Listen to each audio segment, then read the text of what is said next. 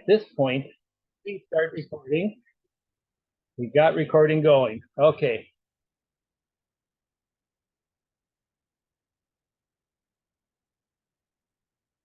Okay, go ahead, Carla.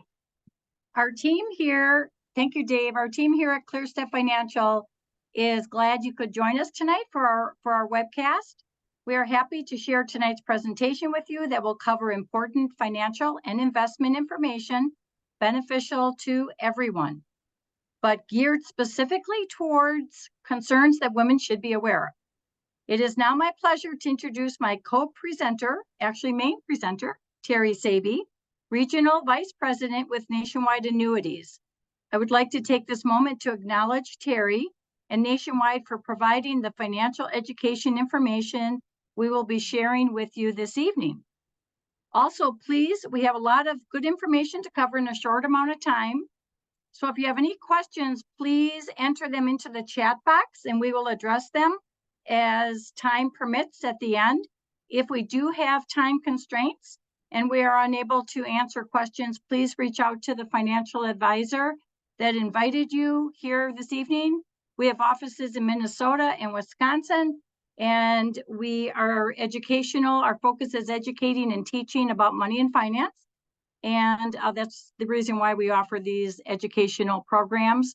By the way, we're working on our lineup for next year already for the webinars that we're going to be offering.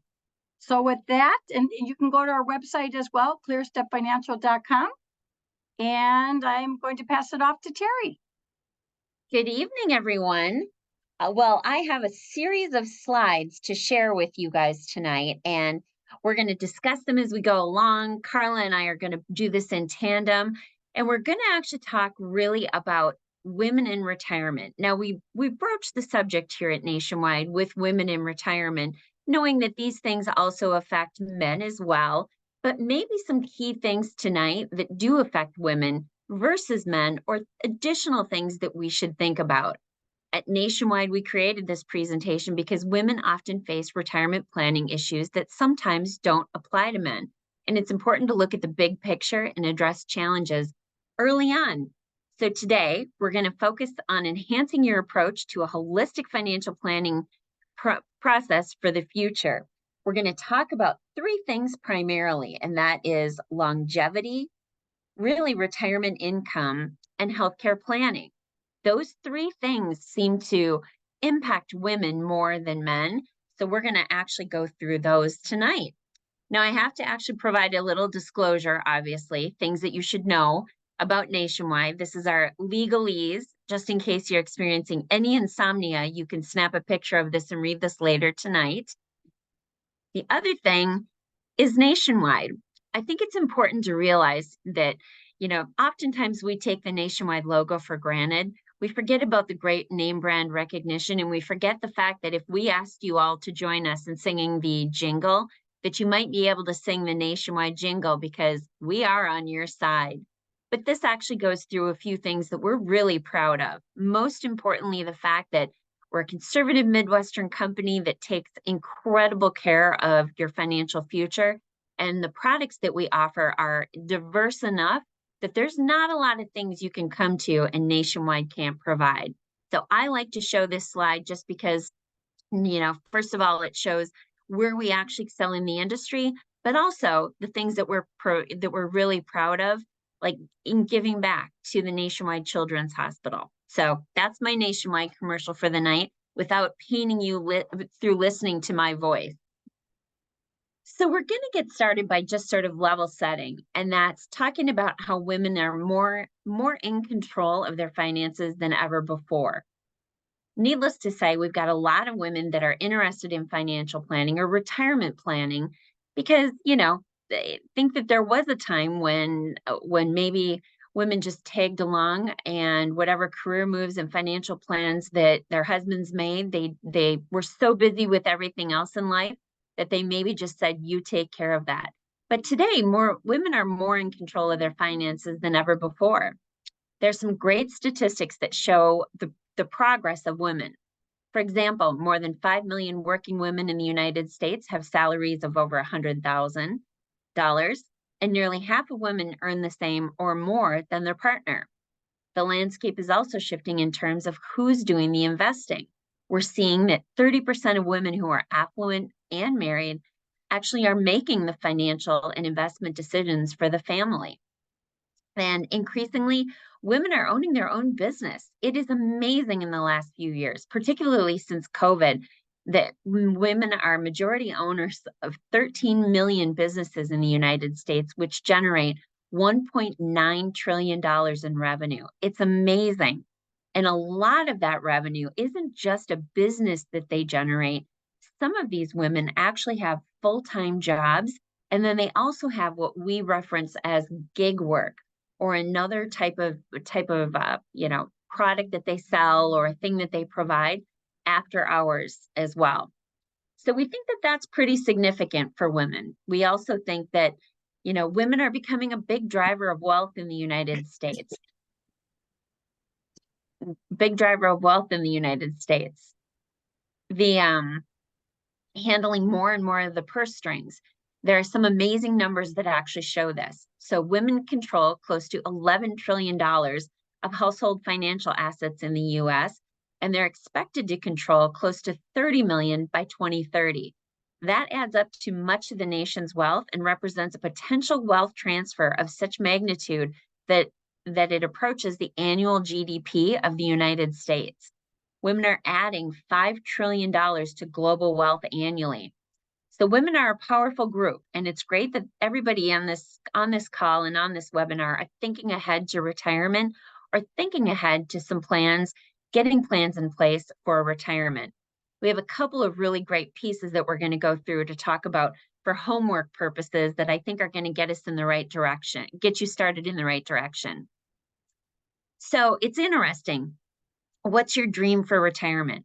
I'm sure Carla knows this becomes a big question that we have for a lot of women, and most women just say, I just want to relax, read a book, and not do anything for a little while.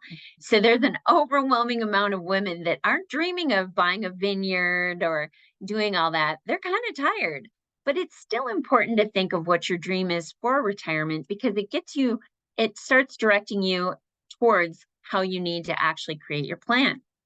Well, part of what I do too is a lot of goal setting, right? We do that, a lot of us advisors in our firm. We talk about goals individually, but when we sit down with clients too, we talk about what are their goals. This is something that we don't spend a whole lot of time on, but for all of us to really consider thinking about how do we want those next years to look like, right? If you're in retirement or if you're close to retirement, it's so important to take time to think about what makes you happy in life, is it travel? Is it, like you said, reading a book, relaxing? Remember, women are caught between all different, the older generation and the younger generation. A lot of women are caught in that sandwich position where they have to take care of people. And so, but what do you want out of life? What does your dream retirement look like? What does your, to really start to think about that and to get some clarity on that. It's very important because our minds work in amazing ways to manifest what we believe and what we think about. Mm-hmm. Absolutely. And you'll see on the screen, these are really the 3 key topics that we're going to cover tonight. So longevity, that's something that we bump into a lot with women. The good news is you're going to probably live a long life. The bad news is that also puts extra pressure on women for retirement savings. So we're going to explore all that tonight. Optimizing retirement income. Sadly, Social Security is a major contributor to most folks' retirement income. So we're going to talk a little bit about that along with a few strategies for maybe drawing from your savings in the most tax efficient way. And then third is healthcare in retirement. When you qualify for Medicare, healthcare can become a big expense, and there's a lot of questions about Medicare and the things that it doesn't cover. Medicare itself isn't free, even though I think a lot of people believe it is. So it's important to understand what to expect. We're going to also talk about the expense of long-term care.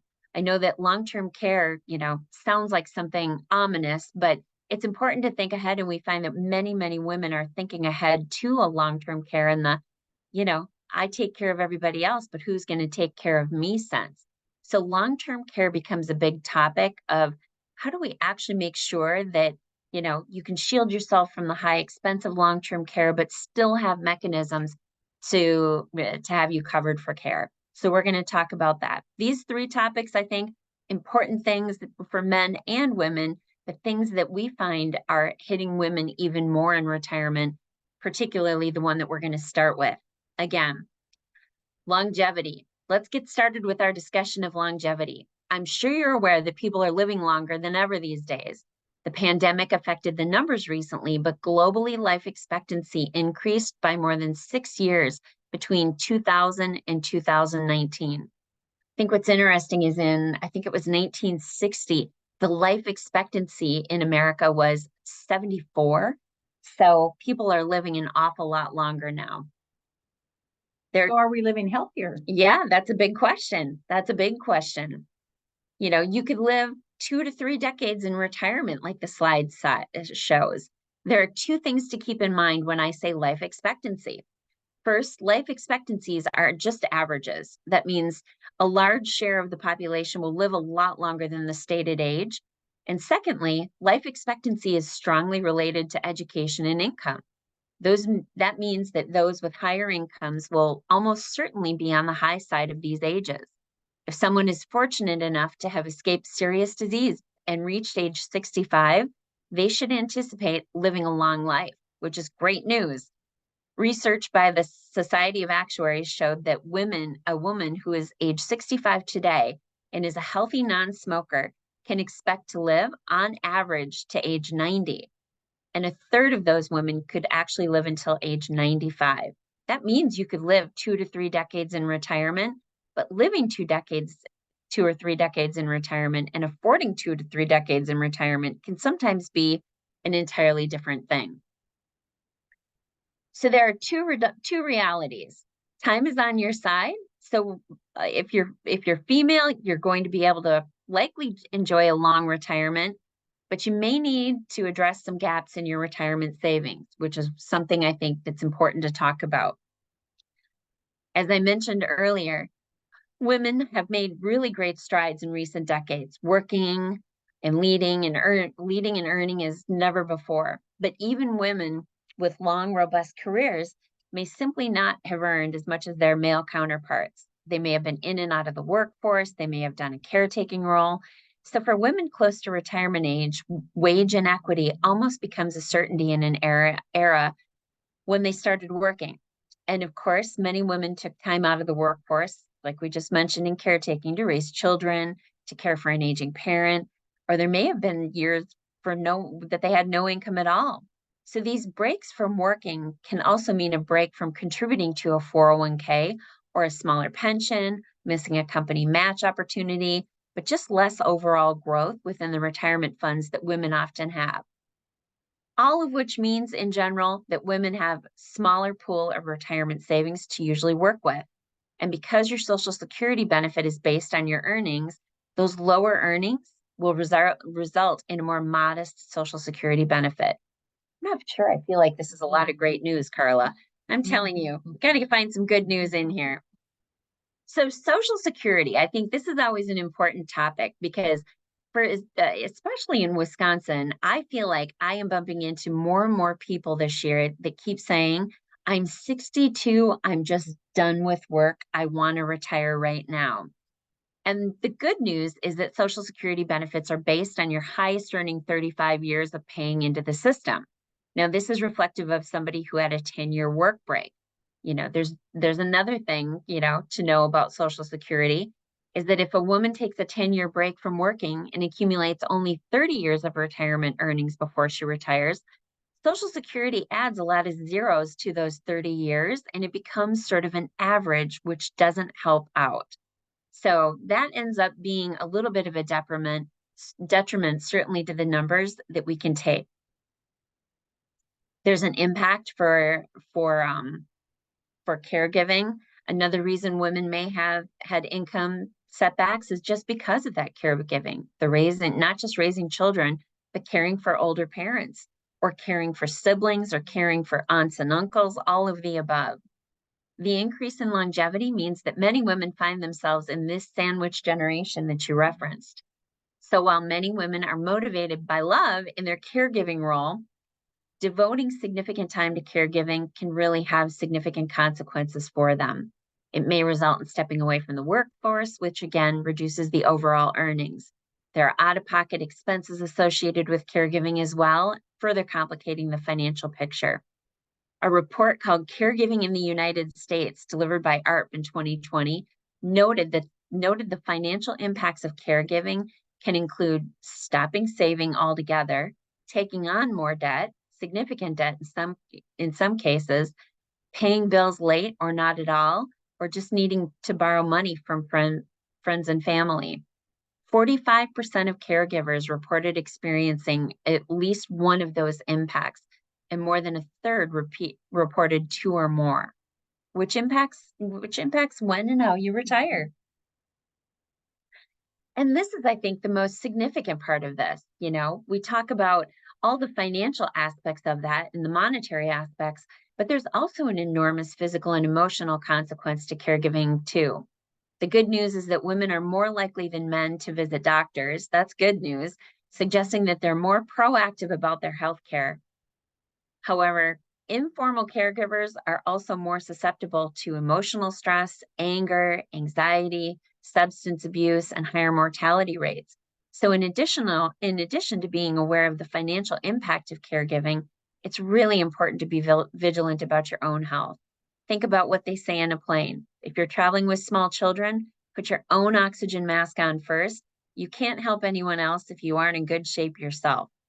I think for the most part, women will reach out to other women for support. Right. Women are very good at that. Friends, family, the other woman in people's lives. So from that respect, women are probably a little healthier when it comes to emotional connectiveness, right? Mm-hmm. Emotional help when we go through a lot of emotional stresses and anxiety and all these other things we go through in our lives. Yes. Support for sure. Women are good at reaching out and finding that support. Mm-hmm.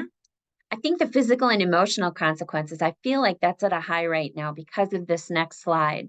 And that's that women have more financial concerns due to the COVID-19 pandemic.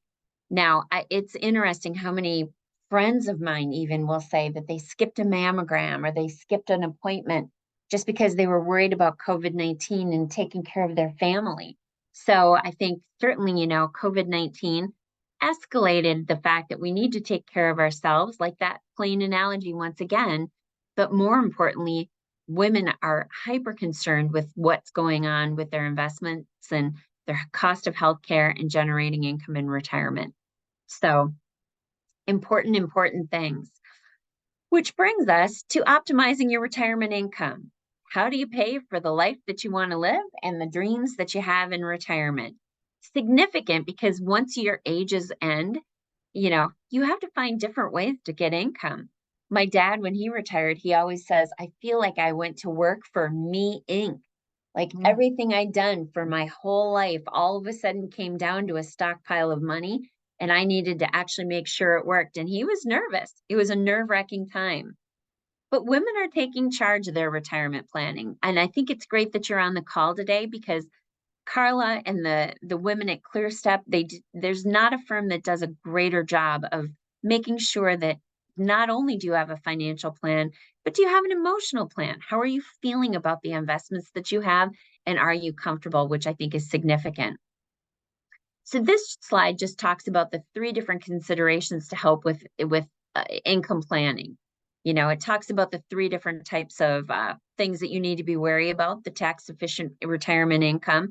We know that's a concern because not having a tax efficient retirement income can influence the amount of how much your Medicare payments actually are. Social Security benefits. I thought it was interesting that 33% of Americans are starting to take their Social Security benefits at 62. Others take it at 65, thinking that that's the full retirement age. But in fact, it's not until after 66 that that's the case. We'll get into that maybe in a few slides. Yeah, and there isn't any, when we sit down, we consult with people when they're that close to retirement. Do you take your Social Security? Do you delay it? Just remember, there isn't one there isn't one yes or no answer for every, or right answer for every person. It's all unique to your situation and your time horizon. So that's what we do, is sit down with people and just look at what makes the most amount of sense, to when you take it. Absolutely. And so, overconfidence in understanding may actually cause people to miss out on some maximum benefits. I think everybody assumes that because they actually, may be getting a statement from socialsecurity.gov that they understand their Social Security benefits, but that's actually not the case. There are a lot more variables that can come into play. Now, if you haven't actually gone to the Social Security Administration or SSA.gov, I would recommend actually doing that, because it'll give you the ability to see very specifically, only to you, what your Social Security benefit is. You can log on and get your own login, and you can see what you qualify for and your numbers. It's good to know your numbers. Absolutely. And it's just a part of retirement, right? Social Security is a part of it. We pay into it. We expect it to be there. Hopefully it will be there. That's a whole nother topic of discussion, right? Right. Because I know there's a lot of questions around Social Security. Is it going to be there? Or do we get a percent of the Social Security that we paid into? Yeah. Yep. This is probably one of the most revealing slides during these types of seminars, where people actually look and they say, wait a minute, I thought full retirement age was 65. It's not the case. Your full retirement age is the age that you have to attain to earn your full Social Security benefit. It used to be 65, and many people still believe it's 65, but the full retirement age is currently 66, and it's gradually increasing to 67, starting with people who were born in 1943 or later. So the full retirement age for anybody on here is 67 for anybody who was born 1960 or later. So some people want to or have to retire early. Social Security allows you to tap into your benefits as early as age 62, with a reduction in benefits that's largely permanent. It's also possible to delay your benefit beyond your full retirement age up to age 70, but in return for delaying, you earn these credits along the way that you increase your monthly benefit when you do decide to take them. Half of women do leave money on the table, though. What do most people do with their Social Security decisions? The chart shows that half of women started benefits at 62, the earliest possible age, which carries the largest reduction in benefits. We're definitely not judging here. There are multiple reasons for doing this. Many simply need the money or are physically exhausted from a lifetime of work, and others just might be forced into retirement sooner than planned due to layoffs or health issues.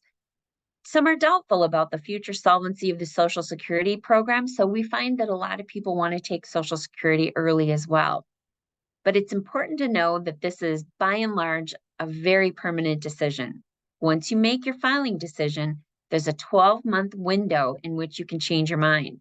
For the most part, people don't reverse the decision. But if you do change your mind, you can suspend receiving your benefits, pay back all the benefits you've received up to that point, and make a new decision at that point.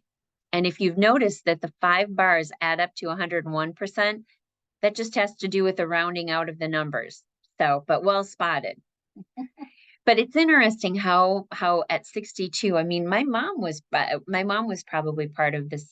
My dad filed for Social Security at 62, and she just filed because my dad did.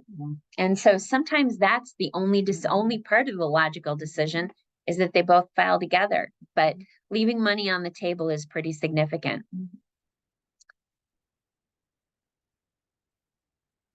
Oh, we're going to jump ahead a little bit here. So now we're going to actually take a look at choosing your best Social Security benefit based on your circumstances.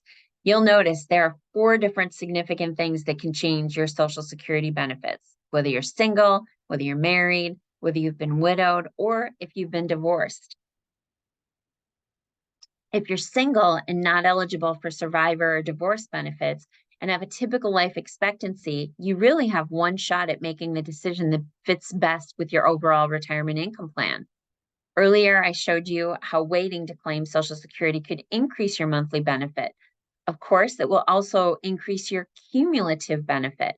So this scenario shows how much a single woman who lives to age 89 would collect once she files. These are not your numbers, but these are a hypothetical person of, of retirement age, full retirement age. But the example, I think, makes a good point. If you're able to do so, waiting to file can definitely add up. So if you're married, married people may also be eligible for spousal benefits under the right circumstances. You have to be 62 or older and married for at least a year. Also, your spouse must have already filed for their benefits. Your spousal benefit is up to 50% of your spouse's, what we call PIA, or primary insurance amount. I say up to because your spousal benefits are reduced if claimed prior to your full retirement age, but do not increase if delayed past your full retirement age. So if you have a work history that would allow you to claim your own benefits, you'll want to compare that with your spousal benefit. Is half of your spouse's benefit greater than your benefit? And if you're still working, just know that the retirement earnings test applies to spousal benefits as well. So taking a look at each other's benefits is significant and important. Someone who's widowed can apply for something called survivor's benefits. Again, there are certain conditions that do have to be met, but at the time you apply, you need to be unmarried or remarried after age 60, and you need to have been married for at least 9 months before your spouse passed away. You can claim survivor benefits as early as age 60, though if you're younger than your full retirement age, the benefit would be reduced. Just note that your widow FRA is very different than your actual age, because you get to subtract 2 years from your date of birth. So it actually changes the calculation. This could change, obviously, the age at which you could claim, especially if you were born before 1962. If you were born later than 1962, your widow full retirement age would not change when you subtract 2 years, because everyone born after 1960 or later has the higher full retirement age of 67. So survivor benefits are often more generous than spousal benefits, up to 100% of the deceased spouse's benefits, plus delayed retirement credits if they'd earned them. There's also a one-time death benefit, currently set at a whopping $255. Needless to say, that hasn't gone up for inflation. It's gone up. I remember years ago, it was the same amount. In a lot of years, yes. So assuming that the above conditions are met, you still may be entitled to whichever benefit is higher. That's the good news. You get the higher of either. Now, that's a tough situation to be in, but getting the higher of the two often helps. So this is something that comes up often, the divorce survivor divorce benefits.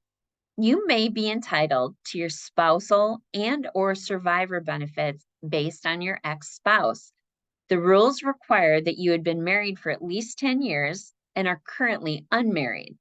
If it's been less than 2 years since the divorce, your ex-spouse must have claimed their own benefits. But if it's been more than 2 years, that's not the case. The benefit that you'd receive is similar to the spousal benefit, up to 50% of the ex-spouse's PIA, or primary insurance amount. Should your ex later pass away, you could switch a claim to a survivor benefit, which is usually larger. You claiming this benefit has no impact on your ex-spouse's ability to claim their benefit or on that benefit's value. Don't let your ex tell you that it's unfair to claim a divorce benefit. And needless to say, if you do claim this, your ex-spouse doesn't necessarily even know. One last thing, some families with multiple Social Security claims, often because of disability, may be subject to something called family maximum. The family maximum does not apply to divorce benefits. So just a little footnote. So this is the homework piece. This is something that Carla and Dave and the folks at ClearStep have the ability to help you out with. It's a little piece that we put together at Nationwide called a Social Security Analyzer. If all of the information we just shared has you scratching your head saying, I'm just not sure what to do right now, this is the great place to start. This asks you some very basic information. You have to fill out some basic information, you know, and in marital status, your expected benefits amount. We do suggest that you do go to ssa.gov to find out your Social Security payout, but this is actually going to give you a personalized analyzer to show a few things in what may actually be best for you in retirement. So it's going to provide, based on your personal input, 4 different filing strategies. So you're going to be able to actually, see how soon you can take it, how late you can take it, what the optimal amount is that you can take, but this is personalized to you. Now, I should caveat this. Nationwide does not want your Social Security number. We don't want your email address. We don't want any of that. We want you to complete this, and through Carla and the folks at ClearStep, we want you to, they'll send it to Nationwide, and Nationwide will put together this plan for you. And then Carla and the folks at ClearStep, along with somebody at Nationwide, will help you go through what your strategies are. Because the Social Security office is great from a standpoint of here's what your benefit is if you take it now, and here's what your benefit is if you take it a few years from now. But it may not include a few other things, including your health and things. So that's why we think this is a great tool. This report comes back through ClearStep and Carla, the folks here. And again, we have an entire team dedicated to helping you make this kind of a decision in retirement. And sometimes it's just good to get the information, all the different the different options that you have based on your income. Are you working part-time, full-time? Are you fully retired? So those are all good things. Are you under the age of 65 where you have to keep your income at a certain level because of health insurance? So all good things to consider and discuss with your financial advisor. Absolutely. The 3 steps for effective Social Security planning, because it is such a major part of people's retirement plan, the 3 steps essentially are, first of all, get a good understanding of the basics of Social Security and how you can actually, use the filing rules to your benefit. I think your attendance today actually just completes that step.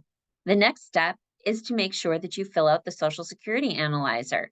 Completing that Social Security assessment in advance of the meeting helps you and Carla and the folks at ClearStep really make an assessment of when you need to take it, when you shouldn't take it, and maybe how you need to actually use the rest of your retirement assets to either make up for income that you may need or to grow that to help keep up with more inflation. So now we're going to move on to tax-efficient retirement income.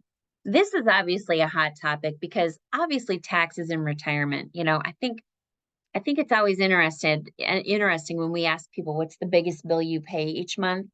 Most people will say, oh, it's healthcare and different things like that. It's actually taxes.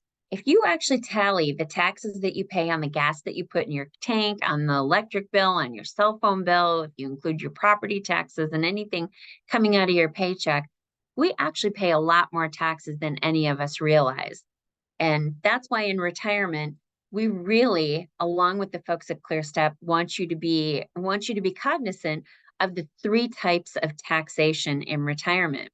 There are taxable investments, things that you're going to have to pay taxes on. Tax deferred investments, those are, things that the taxes are deferred. You get to actually wait before you actually pay taxes on that. And then tax-free, depending on actually whether you've got a health reimbursement account or a health savings account. Those are important things to know that come out tax-free. We talk a lot about health savings account at Nationwide because we really do think that that's a big part of savings. It's a missed opportunity for a lot of people. But knowing these 3 columns of investing, I think are crucial to planning. Crucial to planning. Well, you want to diversify your investment portfolio, but you also want to diversify your taxes, right? Because like you said, Terry, the tax bill, if you think about it, is really our biggest bill that we pay on a month-to-month basis. So all of those are key pieces of diversification. And people that do have diversified in taxes and portfolios, I call it the four-legged stool. When you sit on four legs, you have some strength there. You're not wobbly. But when you sit on three or two and you're not as diversified, you may not feel that strength in your investment portfolio. So Yeah, that's a good analogy. key pieces. Yep, absolutely. And I like this I like this slide because the bottom, the last one, think asset location instead of asset allocation. You know, we really try to focus on, first of all, what's growing, what is the asset growing at? But you can have an asset that grows really well, but if you pay taxes on it every year, people forget that you've got to reduce your performance by the amount of taxes that you pay. So we're going to move on a little bit to healthcare and retirement. Now we're going to shift and we're going to actually talk about the biggest part of a lot of people's retirement. My mom and dad always joke, they were healthy, they were vibrant. And then all of a sudden they got into their 80s and all of a sudden now their full-time job is going to the doctor, whether it's glaucoma, whether it's cataract surgery, you name it. It seems to be the nuts and bolts of what people do in retirement.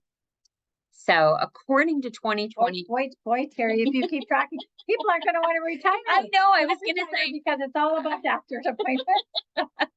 I'm not really a breath of fresh air tonight. I'm hoping everybody might have a cocktail next to them or a cup of coffee. To be, you've had with your mom and dad, Terry's mom has been some medical concerns. It's amazing. She was the healthiest person in our family, walked every day, ate right, never smoked, never drank. And all of a sudden she's the one that really went down for the count last month, and we've got some health issues we're dealing with. So it happens quickly. It definitely happens quickly. And, this slide, I think actually, to add to the level of, depression, being the Debbie Downer tonight. Some fun things to do. I know, geez. But according maybe that could be one of our webinars next year. But what are we going to do? Creative things to do. Yes. About what you're going to do in retirement. Yes. For the next one in February, we need to come up with fun things to do, 5 fun things to do and not worry about all this, right? But according to a 2021 report for an average 65-year-old couple who will start receiving Social Security benefits at 65, healthcare benefits can consume almost 68% of their benefits. Healthcare inflation is typically 2 to 3 times what Social Security cost of living adjustments are. So it's possible that this percentage is going to continue to go up as time goes on. And that's why we specifically at Nationwide think that it is crucial to have a financial advisor and a financial plan. We have a lot of people interested in CDs and fixed annuity rates right now. But unfortunately, there are a lot of things that just are not going to be able to keep up with the kind of inflation people need for healthcare and living in retirement. Well, we were talking about this, you and I, about how there's different types of risks. You have inflation risk. So if you're not earning enough in your investments, that's one aspect of a risk that you could potentially be losing purchasing power in an investment if you're not keeping up with inflation. At the same time, you have risk, and that could be fixed, right? Fixed accounts could have some inflation risk. Mm-hmm. But so there's you have investment risk, you have you got the tax liabilities, you have there's just all different types of risk out there. So it's important just to understand that all investments have some type of risk. Yeah. It's not always just market risk. And we talk a lot about reinvestment risk. Even if you buy a CD or a fixed annuity and they're paying a good rate for a certain amount of years, when you reinvest that money, you may actually be at a 2 or 3, a much lower percentage rate than what you actually were when you signed up for it. So reinvestment risk is also part of it as well. But so this particular slide talks about our Medicare Matters tool. So Nationwide actually partnered with the National Council on Aging to create a Medicare choice or a healthcare planning tool. I think that the healthcare planning tool is important because the two potentially significant retirement expenses are healthcare and long-term care in tandem.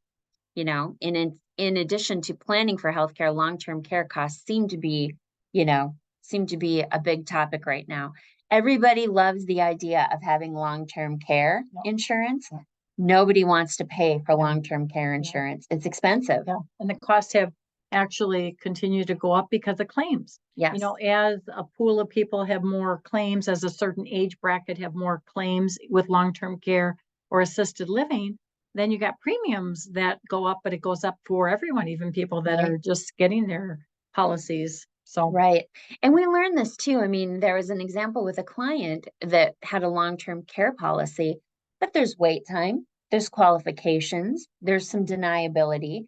They aren't always a perfect instrument as well. So knowing that you've also got other pockets, in your pair of pants. I always say, in my pocket, in my jeans, I have 5 pockets, 2 back pockets, 2 front pockets, and a little coin pocket. You need to have money in all those different pockets to accomplish, what you might need to for a as a long-term care. backup, it could be as I always tell people, use one bucket or one pocket of money for maybe just travel and retirement. That's your fun money. Maybe you live off of 1 or 2 of those buckets and you live off of pension or Social Security. Well, today, most people don't have pension, do they? No, they don't, unfortunately.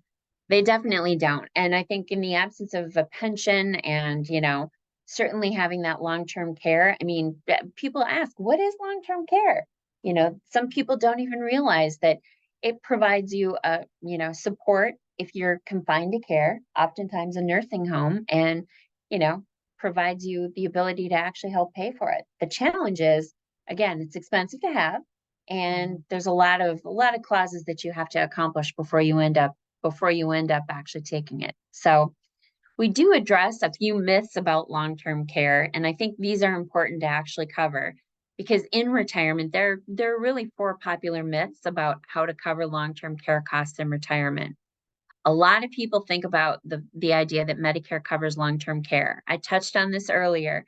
There's some coverage for stay at skilled nursing facility, but that's not usually the place where people need long-term care, where the people that need long-term care end up. But just to help explain this benefit, let's suppose that it is. For a patient to qualify, they must have been admitted to a hospital and been under treatment, not just observation, for 3 consecutive days. Medicare offers a maximum of 100 days of coverage. That's not exactly quote unquote long term.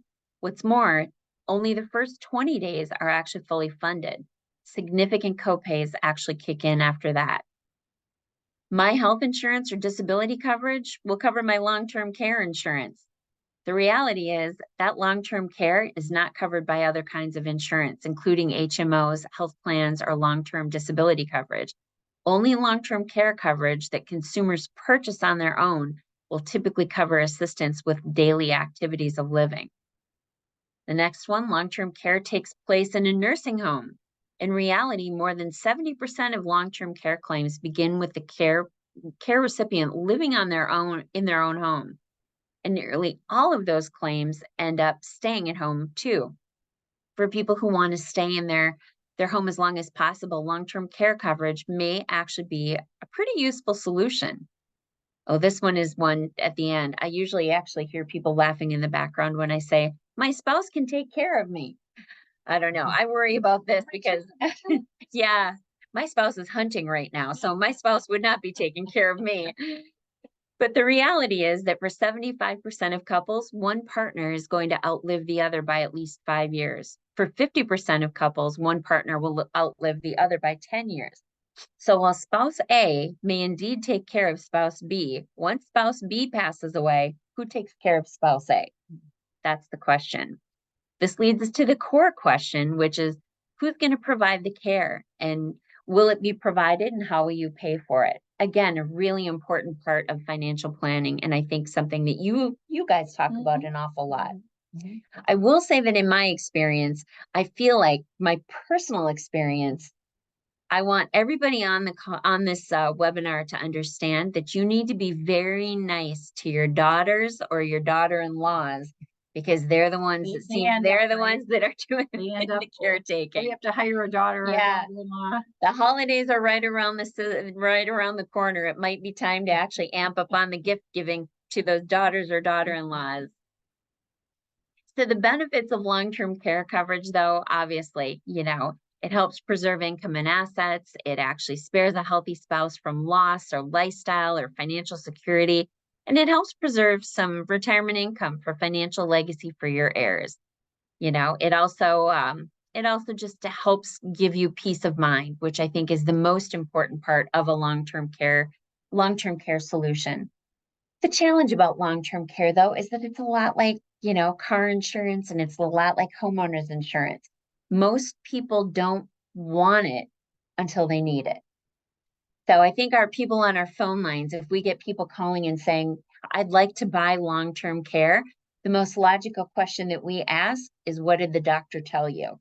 Because needless to say, something has usually hit the fan before we actually, for people to want to buy this type of insurance. Or sometimes when parents get medical situations, then all of a sudden they start thinking, well, maybe I should get some long-term care, because we see our parents going into Right. places. So it's important to discuss. It may or may not be the best thing for you. A lot of people, they have to decide, am I going to pay for long-term care, or am I going to have a better, or can I travel in retirement? Maybe that's your travel money. And there you go. But I will say, even though we talk a lot about buying a long-term care policy, that's what the seminar really addresses, is this purchase of a long-term care policy. There are other products out there that have maybe not long-term care type features, but terminal illness waivers or nursing home waivers, and things that can help you accomplish the same thing, but in a different way without actually the high expense of a long-term care policy. Yeah, there are hybrid types of policies that have the ability to have a death benefit as well as a living benefit, which means it can tap into the death benefit for long-term care. So a lot of times, if you have any old life insurance policies with cash value, it might be good to have your advisor look at that, because you might be able to leverage it into a new policy that does offer long-term care. Yep, absolutely. So now we're back to homework. Now we're back to a nice little piece of homework, a second piece of homework that we have available to you. Again, Nationwide does not want any of your social security numbers. We don't want your email addresses, but through ClearStep, if you complete this questionnaire, this is actually going to help you provide you with a healthcare long-term care cost assessment. And this is specific to you. It asks you some healthcare questions. It asks about your spouse, and the output is fantastic because it very specifically is addressed to you. Now, the nice thing as well is that you have the ability to decide if you're going to retire in the state of Wisconsin. You can actually do it for the state of Wisconsin. If you want to retire in a different state like Arizona, you can compare the healthcare costs for both states. But it really gives you a tangible tool to work with to see what your healthcare costs are going to be in retirement. Again, specific to you as a client. No cost, no fee, no obligation, just connecting with someone at ClearStep to fill this out and get this actually devised for you and for your spouse. I think the most telling thing, especially since we're talking about women in retirement, is when we do these types of assessments, you often see that the more unhealthy spouse passes away first, and you really see that the burden of We do cost, see that, don't we? Yeah. That's hard to see that because you don't expect that. But a lot of times the burden is on the person who is the caretaker. Yeah, the most significant cost is on the spouse that remains. And the challenge is that sometimes the benefit, any kind of a pension benefit, may have been cut in half or reduced, because of that first spouse passing. So this is something, again, that you can get from ClearStep, and we'll put together a personalized healthcare planning tool for you. And this will give you a really tangible tool to actually work with as you plan for retirement. So in summary, I think that this is nice, a nice little summation of what we talked about today. Time is on your side, but a long retirement means more retirement expenses. Some people decide to work. So we need to decide our day of death. If you know your expiration date, all of this becomes very easy. That's it. Then you can plan. It's the challenge. I pulled a bunch of stuff out of my cupboards that were, expired this weekend. And I thought, boy, that was pretty easy. Unfortunately, these planning tools and planning for retirement isn't easy because we don't know our own expiration dates. But getting started, I think you've all made a great first step. Getting started tonight, making sure you're maximizing your Social Security benefit, certainly making sure that you're working with a financial advisor to actually maximize your tax efficient income strategies. There are a lot of folks that actually get into retirement and they say, we're going to sell this now that we're retired, we're going to sell that. And they don't recognize that by doing that, that they may increase their income and increase a Medicare payment down the road. That leads me to 4, understanding your Medicare choices and expenses. And last, just preparing for increasing healthcare costs, making sure that you have an asset that's growing and actually keeping up with inflation. That's the most significant part, I think, part of actually investing right now. So your next steps. This is, I think, something that we all forget about, but we talk about assembling your dream team. Having a financial professional like Carla actually helping you out. The folks at ClearStep can actually help direct you and then may actually have access to people that involve a dream team. You know, an estate attorney. Do you need one of those? Do you need a trust, or are you okay with just a will? An elder care consultant. Sometimes that's actually comes into play, not just for the people that are doing the retirement planning, but because they have an older parent that they're trying to take care of, and they're not sure if it makes sense to have that parent move in with them or to put them into some sort of elder care. And a tax professional, somebody that can actually help with the investments that you have and make sure that, you know, all of you're taking advantage of all the tax laws that you possibly can. But this is definitely a great next step, along with those 2 pieces, those 2 questionnaires that we'll make available through ClearStep, and you can complete them.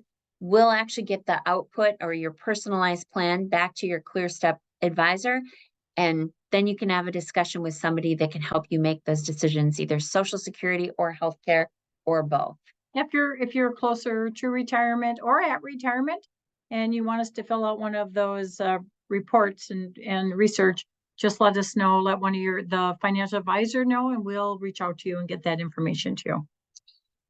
And last, we want to talk about taking control, but most importantly, thank you. Thank you for taking the time. Thank you on behalf of Nationwide and ClearStep for listening in. I am grateful for the time to actually talk to you about the great tools that we have. We create these tools because we want to be a help. We know that just selling you investments isn't just accomplishing. It doesn't accomplish anything if we just do that. We've got to take the whole picture into place.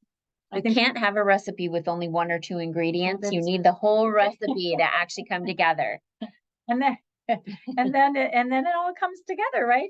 Retirement comes together. But, you know, there are a lot of concerns, though, about, is there going to be enough money? I think one of the biggest concerns people have, both men and women, is, am I going to outlive my money? You know, am I going to have enough? Or long-term care, that is a concern. How am I going to pay for my health? All the health, expenses, if there are any. So there are a lot of concerns, but I've studied this through the years. I truly believe that a lot of it has to do with our mentality, our abilities to really create the retirement plan that we want, and to really feel good about that and take the time to do that, because the stronger that we see what we want in a positive light, the more likely that is what will become our reality. And that is so critical going into retirement or at retirement. It is. It's the biggest decision we all make. It's the biggest decision that you get to stop working. I mean, what a great time in life. And we don't want it to be overwhelmed by all these things that we just talked about tonight, even though I might not get asked back unless there's maybe, unless there's maybe some sugar involved or a lot more caffeine. We definitely need to have more fun. But it's a good thing to get started and a great thing to have a plan. And more importantly, I think just making sure that we get people started is the most crucial aspect of this. Well, thank you, Terry, so much for being here. Thanks for having me. She came to our office to talk tonight. Does anyone have any questions for Terry on long-term care, Social Security, the different types of risk we talked about, market risk, inflation risk, the different types of risk, tax risk? Any questions on anything that I also will say that, if you think of questions tonight or you have any questions that come up in the next, next day or two, certainly just flip them to ClearStep. Just call the office and flip them to ClearStep. I'm accessible through Carla and through the ClearStep advisors, and we can get you an answer to anything that may come up that may be more specific to you as well. Well, thank you for joining us this evening. I hope, I always say if you got one tidbit, one bit of information, one nugget, it was well worth your time. And I hope you did pick up that one piece of nugget here on tonight's webinar. And I just wish everyone a happy Thanksgiving. Enjoy your family. Enjoy maybe, enjoy the turkey. If you like turkey, enjoy whatever you're doing. And we have a lot to be thankful for in our world with our family and this great country that we live in as well. Gobble, gobble. Yeah. Appreciate it, everyone. Thank you. Thank you.